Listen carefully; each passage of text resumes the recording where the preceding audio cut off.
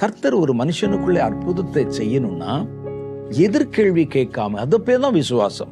என்னை கூப்பிடுறாரு, என்னை கண்டிப்பா கர்த்தர் ஏதோ ஒரு பெரிய நோக்கத்திற்கு, எனக்கு புரியுதோ புரியலையோ, கர்த்தர் என்னை அழைக்கிறார், அவ்வளவுதான். அதுதான் அவங்க இங்க செஞ்சாங்க. இவர் யாருன்னே தெரியாது. மத்தேயு 4:18 நம்ம இந்த சம்பவத்தை வாசிக்கிறோம். அப்ப 2 சகோதரர்கள் வலை போட்டு மீன் பிடிக்கிறாங்க. அவர் அழைத்தார், போனாங்க. இந்த டிரான்ஸ்பார்மேஷன் எப்படி நடக்குது பாருங்களேன். அவருடைய வார்த்தைக்கு கீழ்ப்படியும் போது, அவரை விசுவாசிக்கும் போது, இதான் விசுவாசம். உடனே தன் வலைகளை விட்டு அவருக்கு பின் சென்றார்கள். அந்த விசுவாசம் தான் அவர்களை உயர்த்திற்று.